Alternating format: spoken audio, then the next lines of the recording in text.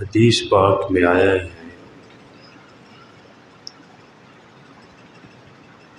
کہ مومن ہر حال میں نفع میں رہتا ہے۔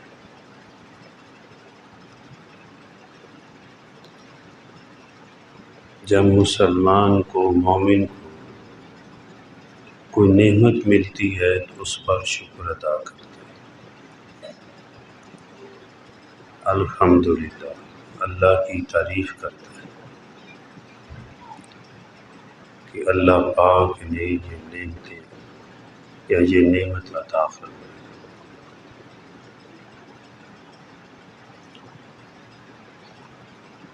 جو موجودہ نعمتیں ہیں اس پر بھی آدمی شکر ادا کرتا رہے تو اس کی زندگی ختم ہو جائے گی، ان کا بھی شکریہ ادا نہیں کر سکتا۔ ایک ہے اللہ پاک نئی نعمت عطا فرماتا ہے، تو مومن کی شان یہ ہے کہ یہ اللہ کا شکر ادا کرتا ہے، ورنہ اس نعمت سے پہلے اگر سوچا جائے تو اللہ نے کتنی نعمتیں عطا فرمائی۔ اگر آدمی بیٹھ کے سوچے تو صحیح، اس کا یہ بیٹھنا، یہ زمین کا بچ جانا، اس خلا کا روشن ہونا، اس آسمان کا سجا ہوا ہونا، یہ دنیا میں مختلف صورتوں کے ساتھ دنیا کا حسن، کتنی نعمتیں آدمی سوچے تو صحیح۔ حقیقت بات ہے، اگر آدمی صحیح سوچے تو اپنی ذات کے علاوہ جدھر دیکھے ہر طرف اللہ کی نعمتیں نظر آئیں گی۔ یہ جسم بھی نعمتوں سے بھرا ہوا ہے، اور مشرق کی طرف دیکھے، مغرب کی طرف دیکھے، شمال کی طرف دیکھے، جنوب کی طرف دیکھے، آسمان کی طرف دیکھے یا زمین کی طرف دیکھے، یا مشرق مغرب کے کونوں کو دیکھے، شمال جنوب کے کونوں کو دیکھے، ہر طرف اللہ کی نعمتیں نظر ہے نہیں۔ اچھا، جن آنکھوں کے ساتھ یہ نظارہ کر رہے ہیں، ذرا آدمی سوچے، یہ بھی نعمت اس کی نہیں۔ یہ کتنی بڑی نعمت ہے، نگاہ، نظر،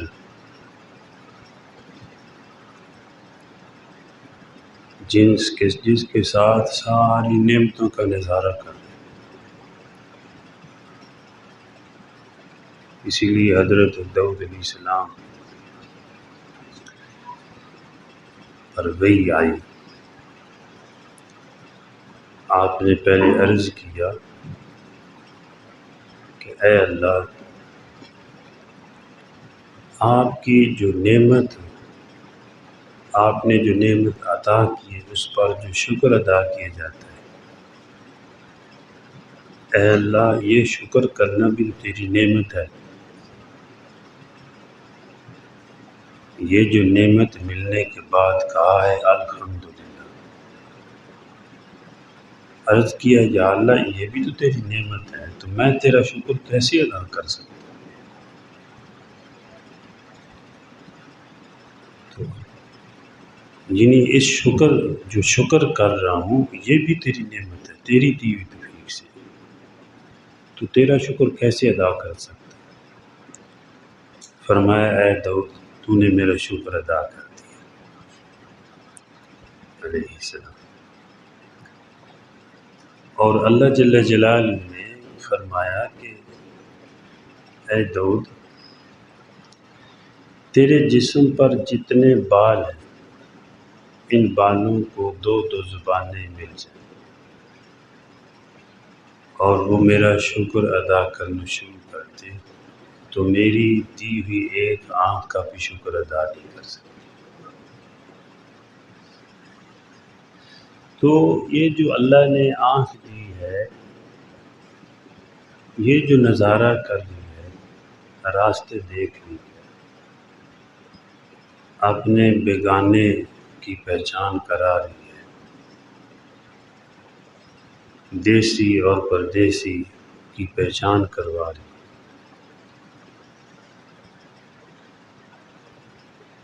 اور کھڈے اور ہموار کی بتا رہی ہے،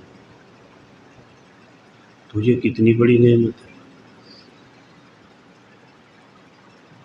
اگر اللہ معاف کرے یہ نعمت نہ ہو تو کتنی بڑی محتاجگی ہے۔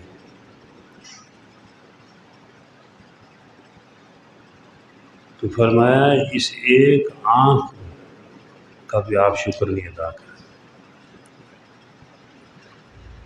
تو اللہ کی دی نعمتیں، یہ سارا خلا نعمتوں سے بھرا ہوا، ہمارا جسم نعمتوں سے بھرا ہوا، تو ہم اس کا شکر ادا کریں، ساری عمر بھی کریں تو پھر بھی کر نہیں سکتے۔ لیکن میرے بھائیوں، میرے دوستوں، میرے بزرگوں، یہ سوچنے والی بات ہے، یہ اتنی بڑی نعمت جو آنکھ کی ہے، اس آنکھ میں ہم گندگی ڈالیں، اس کو گندا کریں، اس کو ناپاک کر کے جیے،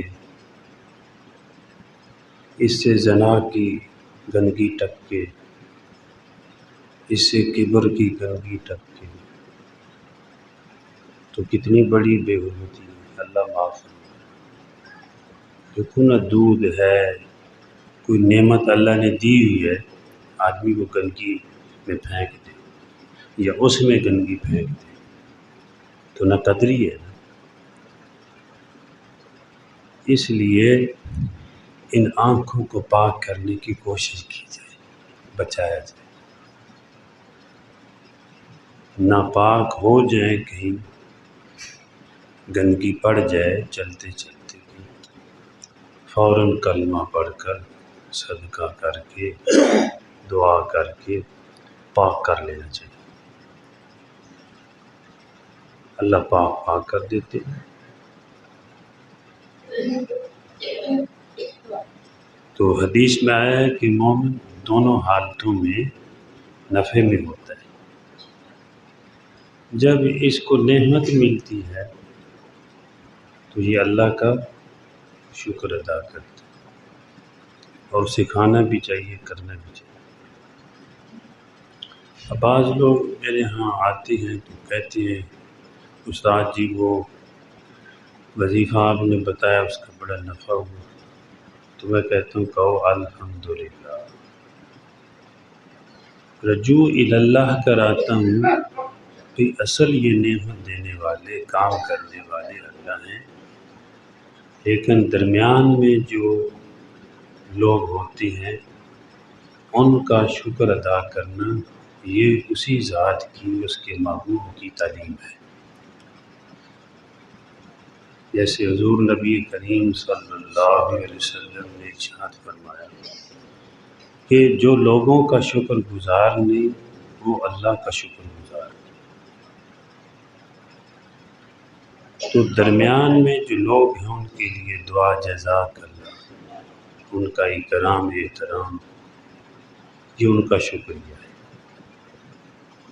جیسے مسلمانوں کی زبان میں کہا جاتا ہے جزاک اللہ، جزاک اللہ، اللہ آپ کی خدمت قبول فرمائے۔ دوسرے غیر لوگ بھی کہتے ہیں تھینک یو فلاں فلاں، کچھ نہ کچھ کرتے ہیں، تو لوگوں کا شکریہ ادا کرنا اصل میں یہ بھی اللہ کا شکر ادا کرنے کا طریقہ ہے۔ یہ اللہ کی اور اللہ کے محبوب کی تعلیم ہے۔ آپ صلی اللہ علیہ وسلم نے جو فرمایا ہے بھئی وہ اللہ کی منشا کے مطابق ہے۔ وَمَا يَنطِقُ عَنِ الْهَوَىٰ، اللہ پاک فرماتے میرا محبوب اپنی مرضی سے بولتی نہیں، جو میں فرماؤں بتاؤں اسی کے مطابق لوگوں کو بتاتی ہیں۔ ایک ہے کہ اللہ کی رجوع کرنا، کہ کوئی نعمت ملی بھائی الحمدللہ کہو، تو کسی کو نعمت ملی ہے مبارکباد دے دو کہ اللہ نے آپ کو بھائی یہ نعمت عطا فرمائی، مبارک ہو، اللہ برکت فرمائے، تو یہ بھی رجوع اللہ کا طریقہ ہے۔ کسی کو تکلیف آئی ہے، پریشان ہوا ہے، بھئی اللہ آپ کی تکلیف کو دور فرمائے۔ تعلیم ہے انا للہ و انا الیہ راجعون، کوئی نقصان ہوا ہے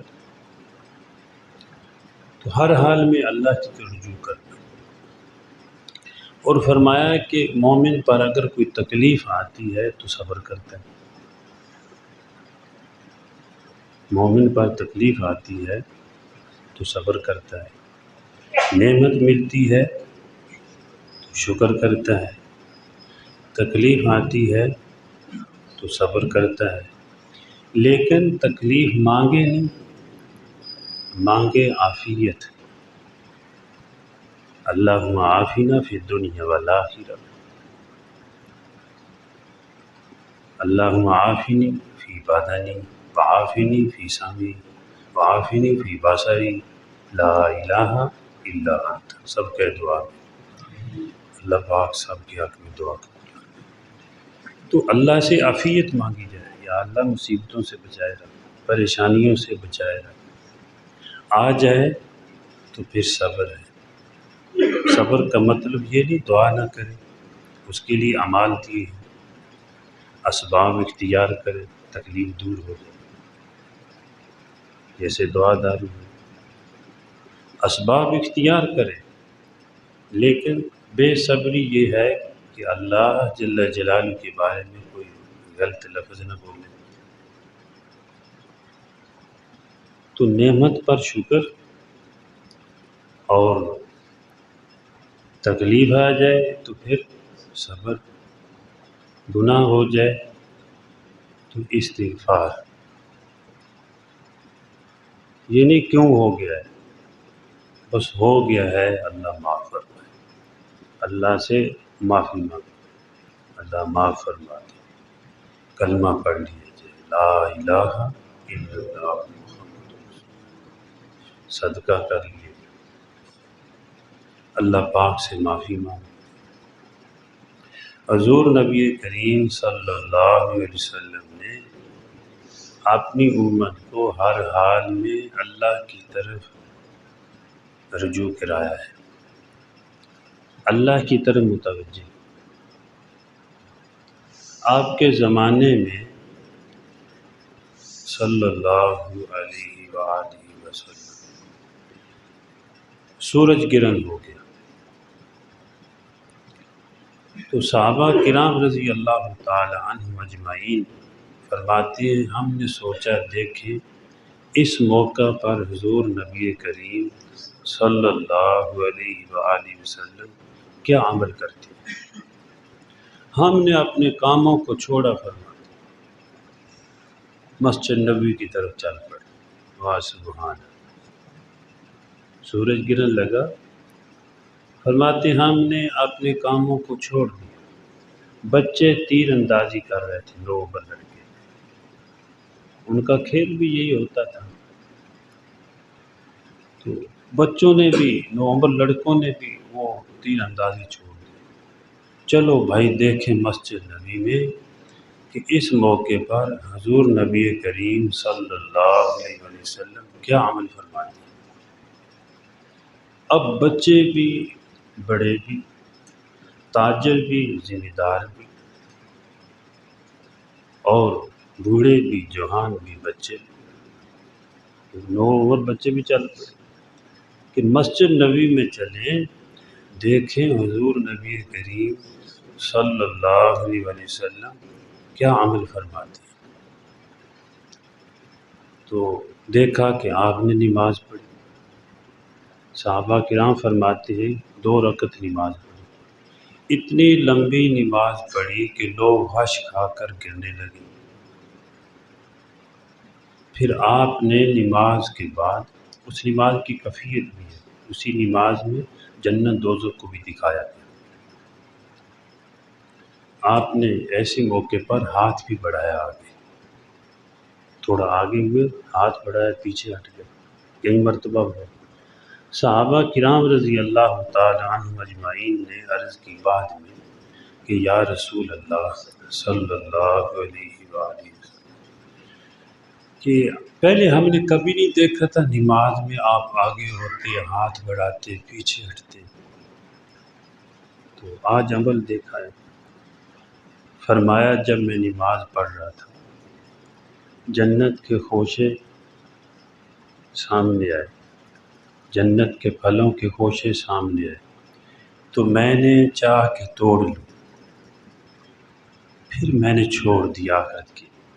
اگر میں توڑ لیتا ایک خوشہ، تم قیامت تک کھاتے رہتے، ختم نہ ہوتا۔ یہ آپ نے فرمایا نماز کے دوران یہ جنت کے خوشے دیکھے، ایسے دوزخ کے بارے میں بھی بتایا۔ تو لمبی نماز پڑھی، آپ نے نماز جب پڑھی تو بعد میں تعلیم دی صحابہ کرام رضی اللہ تعالیٰ عنہ۔ اللہ اکبر۔ آپ نے فرمایا ایسا موقع آ جائے، یعنی کوئی پریشانی کا عالم آ جائے، اس وقت نماز پڑھی جائے اور دعا کی جائے اور صدقہ خیرات کیا جائے۔ یہ آپ نے 3 کام بتائے کہ پریشانی کا عالم آئے، تو ایسا موقع آ جائے تو کیا کیا جائے۔ آپ نے بعد میں یہ بیان فرمایا، بتایا کہ نماز پڑھی جائے، دعا کی جائے، صدقہ خیرات کیا جائے، اور بعد میں بھی آنے والے آپ کے سچے غلام یہ کرتے ہیں۔ عمر بن عبدالعزیز رحمۃ اللہ علیہ وقت کے بادشاہ ہیں، امیر المومنین ہیں، اس امت کے پہلے مجدد ہیں، ان کو لوگ عمر ثانی کہتے ہیں۔ انتہائی نیک تھے، بادشاہ تھے، امیر المومنین تھے، اور علماء نے لکھا ہے خلیفہ راشد تھے۔ لیکن ان کے زمانے میں بھی کچھ واقعات پیش آئے، ہمارے لیے نمونہ ہیں۔ آپ کی زندگی، آپ کے صحابہ کی زندگی، آپ کے غلاموں کی زندگی موجود ہے، ملتا ہے سب کچھ، بادشاہوں کے لیے بھی اور عوام کے لیے۔ تو عمر بن عبدالعزیز رحمۃ اللہ علیہ اتنے بڑی شخصیت، انہوں نے کیا تعلیم دی۔ ان کے زمانے میں زلزلہ آیا، تو زلزلہ آیا تو آپ نے فرمایا فلاں دن میری ساری قوم، میری ساری رعایا باہر نکلیں، نفل پڑھیں، یعنی نماز پڑھیں، صدقہ خیرات کریں، اور وہ کریں جو ہمارے بابا جی نے کیا ہے۔ ربنا ظلمنا انفسنا وَإِن لَّمْ تَغْفِرْ لَنَا وَتَرْحَمْنَا لَنَكُونَنَّ مِنَ الْخَاسِرِينَ۔ اللہ ہم نے اپنی جانوں پہ ظلم کیا ہے، ہم پہ رحم فرما دیں، ہمیں معاف کر دیں۔ اگر ہمیں معاف نہیں کریں گے تو ہم خسارہ میں ہیں، گھاٹے میں ہیں۔ فرمایا وہ کریں، اور فرمایا وہ کریں جو یونس علیہ السلام نے مچھلی کے پیٹ میں کیا تھا۔ وہ کیا تھا تو مچھلی کے پیٹ سے رہائی مل گئی۔ لا الہ الا انت سبحانک انی کنت من الظالمین۔ اے اللہ، یعنی آپ ہی الہ ہیں، آپ ہر عیب سے پاک ہیں، بس ہم اپنی جانوں پہ ظلم کرنے والے ہیں، ہم ہی قصوروار ہیں۔ فرمایا یہ کریں، فرمایا وہ کریں جو نوح علیہ السلام نے کیا اللہ کے سامنے، یعنی استغفار۔ آپ نے یہ تعلیم دی، فرمایا فلاں دن قوم باہر نکلے اور صدقہ خیرات کرے، نماز پڑھے، استغفار کرے۔ تو اس سے بات ایک یہ بھی سمجھ آئی، علماء نے فرمایا ہے کسی کام کو کرنے کے لیے وقت کا تعین کر لینا سہولت کے لیے تو یہ خلاف شرع نہیں ہے۔